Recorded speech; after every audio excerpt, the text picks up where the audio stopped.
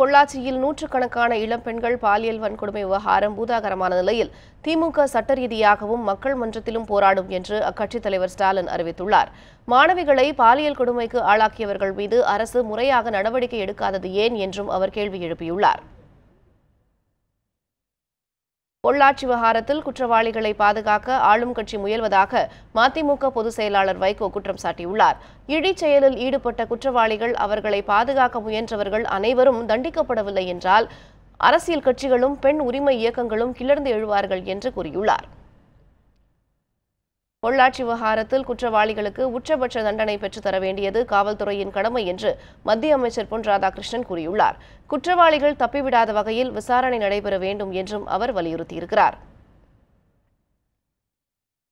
பொள்ளாச்சி பாலியல் வன்கொடுமை குற்றவாளிகளுக்கு கடுமையான தண்டனை வழங்க வேண்டும் என சமத்துவ மக்கள் கட்சித் தலைவர் சரத்குமார் வலியுறுத்தியுள்ளார். காலம் தாழ்த்தி அளிக்கப்படும் நீதி அநீதிக்கு ஒப்பாகும் என குறிப்பிட்டுள்ள அவர், பாதிக்கப்பட்ட பெண்கள் குற்றவாளிகளை தைரியமாக அடையாளம் காட்ட வேண்டும் என்றும் கூறியுள்ளார். அரசியல் கட்சிகளை தொடர்ந்து திரை பிரபலங்கள் பலரும் பொள்ளாச்சி பாலியல் வன்கொடுமை விவகாரத்திற்கு கடும் கண்டனம் தெரிவித்து வருகின்றனர். ஆண்டுக்கு ஒருமுறை நடைபெற்ற பாலியல் குற்றங்கள் வாரத்துக்கு ஒருமுறை நடைபெறுவதாக இயக்குநரும் நடிகருமான பார்த்திபன் கூறியுள்ளார். கடுமையான தண்டனைகளால் மட்டுமே மட்டுப்படுத்தப்படும் என்றும் அவர் தெரிவித்துள்ளார்.